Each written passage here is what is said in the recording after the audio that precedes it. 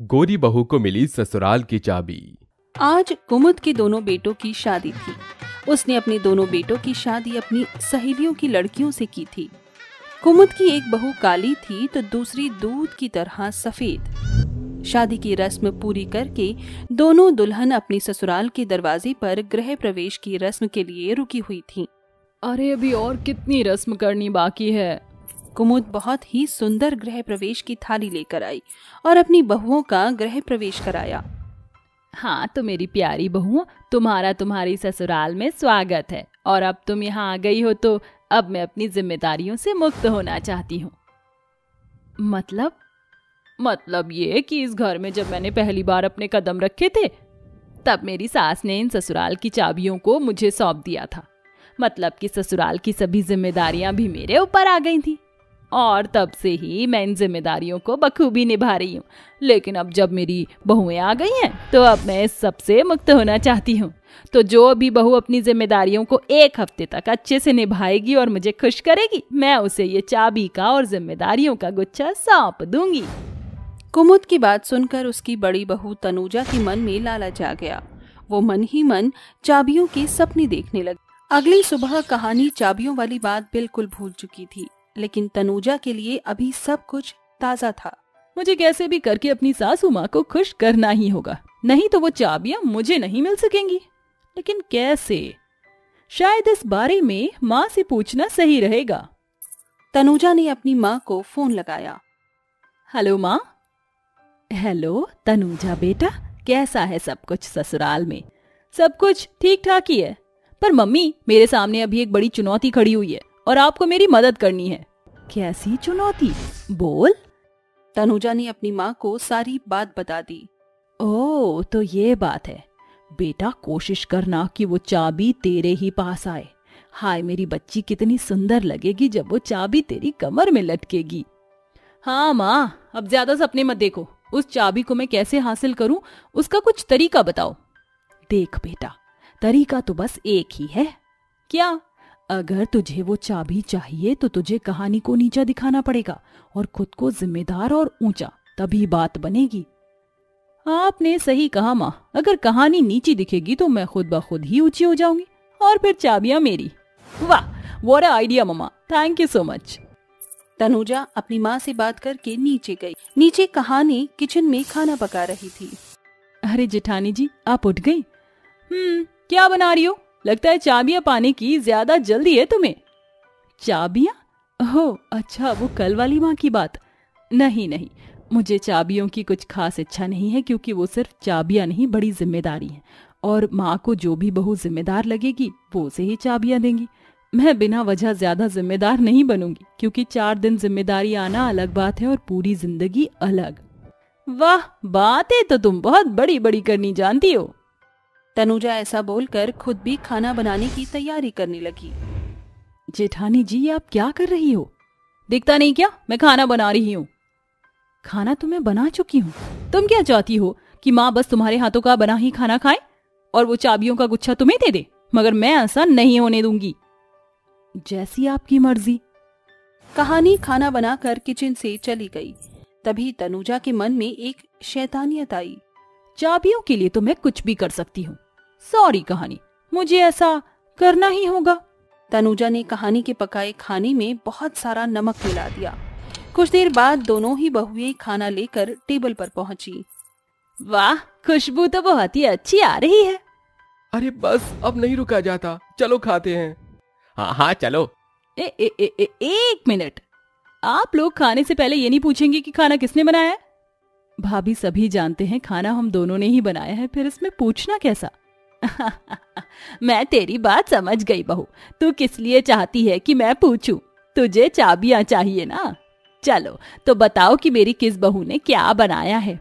Mummy जी, ये छोले कहानी ने बनाए हैं और ये बिरयानी मैंने। कुमुद ने पहले बिरयानी चखी। ये बिरयानी तो एकदम लाजवाब है, मजा आ गया। बहू तेरे हाथ में तो बहुत स्वाद है। शुक्रिया माँ। उसके बाद उसने कहानी के बनाए छोलों को टेस्ट किया। ये छोले हैं या नमक की डलियां? कितना नमक डाल दिया है तूने इसमें? पर माँ, मैंने तो बहुत ही कम नमक डाला था। कहानी, तुम ना खाना बनाने का लेसन मुझसे लो। मैं तुम्हें बता दूंगी कि छोलों में कितना नमक डलता है। इस तरह 4 दिन बीत गए। तनुजा अपनी ससुराल की चाबियों को पाने के लिए बहुत बेताब थी। हाय, मेरी कमर तो अभी से लचके खा रही है। मेरी पतली कमरिया पर सोने की तरह चमक वाली चाबियां कितनी अच्छी लगेंगी। हाय, मैं तो सोच सोच कर ही पागल हुई जा रही हूँ। तनुजा खुद से ही बातें कर रही थी कि तभी वहाँ कहानी आई। क्या सोच रही हो जेठानी जी? मैं तुम्हें क्यों बताऊं? अपनी बहुओं की सभी हरकतों पर कुमुद की नजर थी, लेकिन वो कभी इस बात को जाहिर नहीं करती थी। इस तरह दिन बीत गए और आज 6ठा दिन था। चल तनुजा, आज तेरे आखिरी वार का दिन है। वो अपने घर के बाथरूम में गई, जहाँ कहानी ने कपड़ों को धोकर रखा हुआ था। अब आएगा मजा। सॉरी कहानी, लेकिन आज तुम्हारी चाबी मिलने की कहानी खत्म हो जाएगी। तनुजा ने सभी रंगीन कपड़ों में ब्लीच की पूरी बोतल पलट दी और फिर वो वहाँ से आ गई। कुछ ही देर में कपड़ों का सारा रंग उड़ गया। हे भगवान, ये इन कपड़ों को क्या हो गया? ओ माय गॉड, ये तुमने क्या कर दिया? माँ तो ये सब कुछ देखकर बहुत नाराज होंगी। कहानी, कभी तो कोई काम ढंग से कर दिया करो। भाभी वो। तभी वहाँ कुमुद आ गई। माँ आप देखिए कहानी ने क्या किया। मैं जानती हूँ आज 6ठा दिन था और तुम्हारी परीक्षा का भी आखिरी दिन था। मैं देख चुकी हूँ कि मेरी कौन सी बहू इन चाबियों के काबिल है। तो वो कौन है माँ? वो मैं तुम्हें कल बताऊंगी। रात हो गई। तनुजा खुशी के मारे अपने कमरे में उछलने लगी। हाय, कल मेरी चिकनी चमेली कमरिया को उसका गहना मिल जाएगा। सभी सो गए।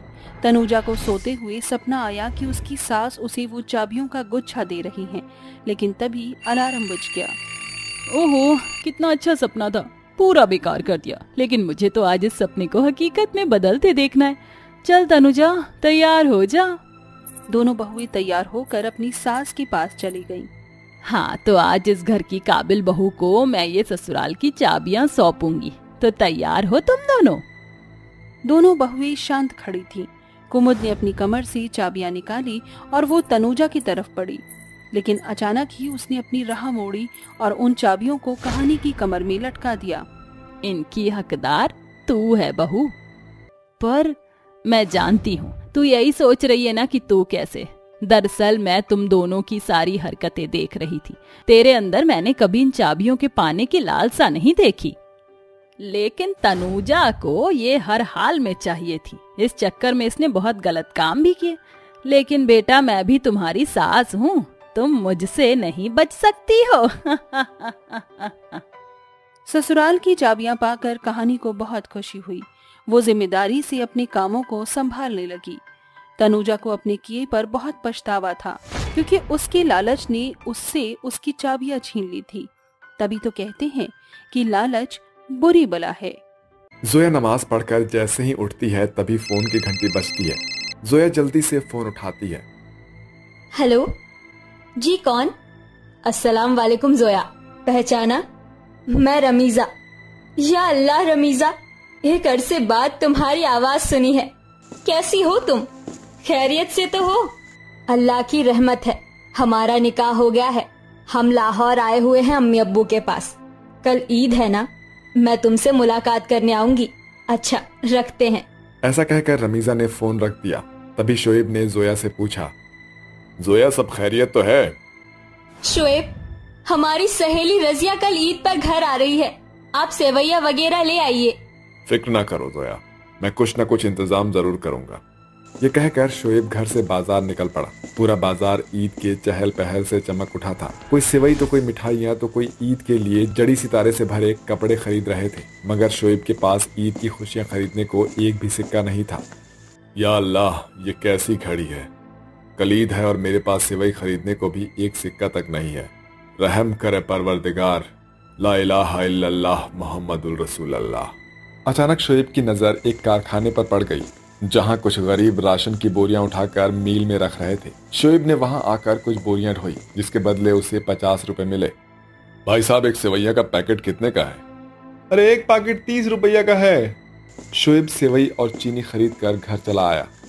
जोया, ये थोड़ी सेवई और चीनी है, तुम भी सोच रही होगी ना कि अल्लाह ने तुम्हें कैसा निकम्मा निकट्टू शौहर फरमाया है, जो इतने सालों में ना तो तुम्हें कभी खुला खर्चा दे सका, न किसी ईद पर कोई उपहार दिला सका। शोएब, अल्लाह के लिए ऐसा ना कहे, आपसे ही तो हमारी शनाक है। चलिए आप बैठ जाइए, सहरी का समय हो गया है। अगले दिन हर घर में जोरों शोरों से ईद की खुशियां छाई हुई थी। सभी के रसोई में मटन और सेवई की खुशबू उठ रही थी। वहीं जोया आंखें बिछाकर अपनी सहेली रमीजा का रास्ता देख रही थी कि तभी एक बड़ी सी चमचमाती हुई गाड़ी उस गरीब के चौखट पर आकर रुकती है और चमचमाते हुए सलमा सितारा का महंगा सा सूट पहने रमीजा अंदर आई। रमीजा को देखकर जोया की आंखें भर आई और वो उसे गले लगाकर बोल पड़ी, या अल्लाह, हम खुश हुए जो तुम यहाँ आई। बैठो, आओ बैठो। जोया जैसे ही रमीजा की तरफ कुर्सी बढ़ाती है, रमीजा अपनी अमीरी का घमंड झाड़ते हुए जोया की बहुत बेइज्जती करती है। या अल्लाह जोया, ये क्या, तुम्हारे घर में एक उम्दा फर्नीचर भी मौजूद नहीं है। मुझे तो स्टैंडर्ड सोफे पर बैठने की आदत है। मुझे तो लगा था तुम्हारा निकाह शान और शौकत भरे घर में हुआ होगा। क्या खबर थी, तुम रकीब ही रह गई। जोया आपा, आप हमें अपने हाथों की सेवैयां नहीं खिलाएंगी? जी अभी लाई। अरमान बड़े घर का बेटा था। बावजूद इसके अमीर हो या गरीब, सभी के लिए उसके स्वभाव में सीधापन था जो उसकी नेक नियत को उभारता था। उस वक्त तो अरमान ने बात को संभाल लिया, मगर रमीजा तो जैसे ईद के उस मुबारक मौके पर जोया की घर की खुशियों में खलल डालने का मन बनाकर ही आई थी।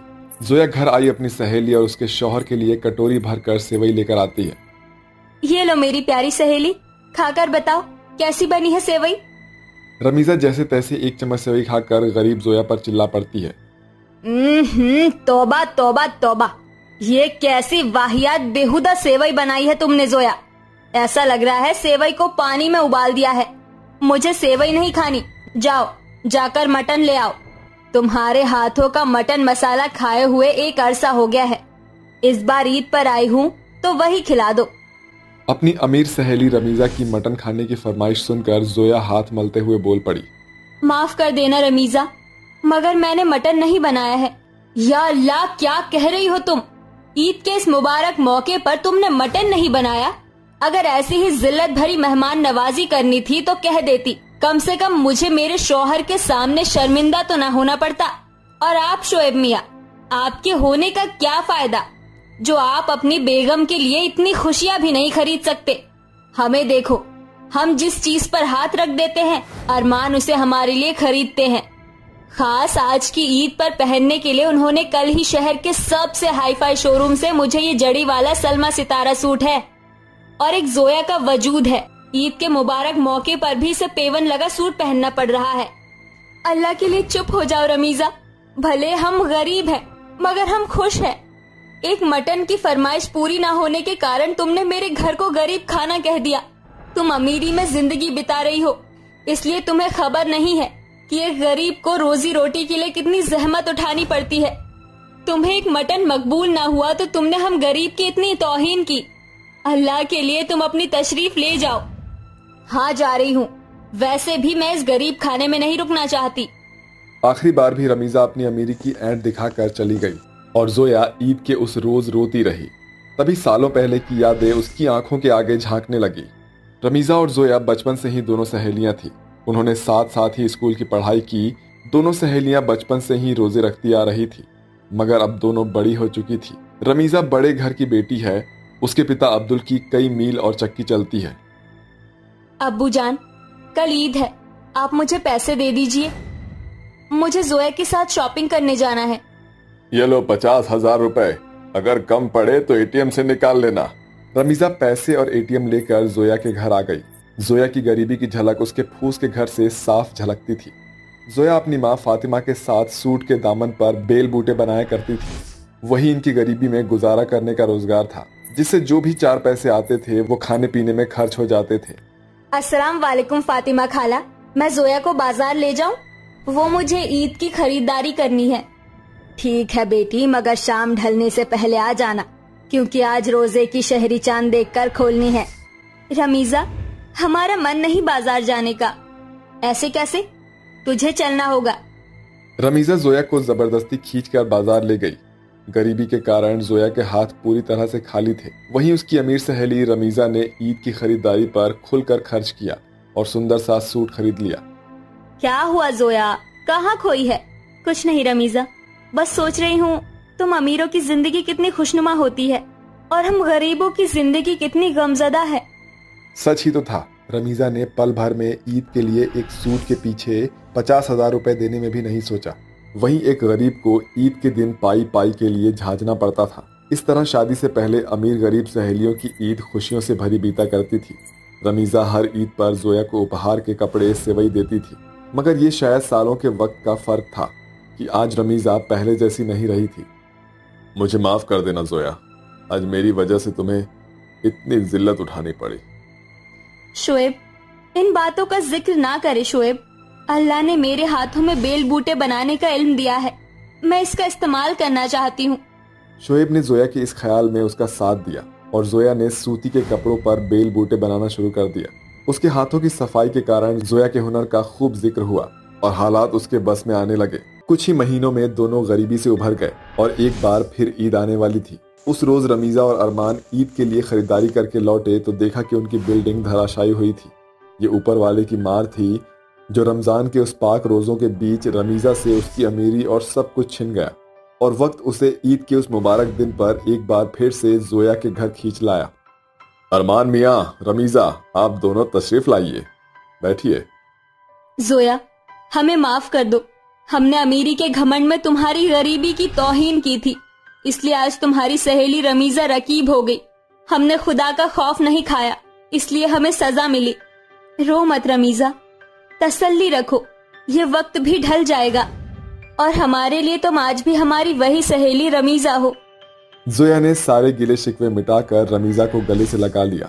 ईद के उस मुबारक रोज दोनों सहेली के बीच से अमीरी गरीबी की दीवार टूट गई और दोनों सहेलियों ने ईद का खुशनुमा समा एक दूसरे से खुशियां बांटकर बिताया।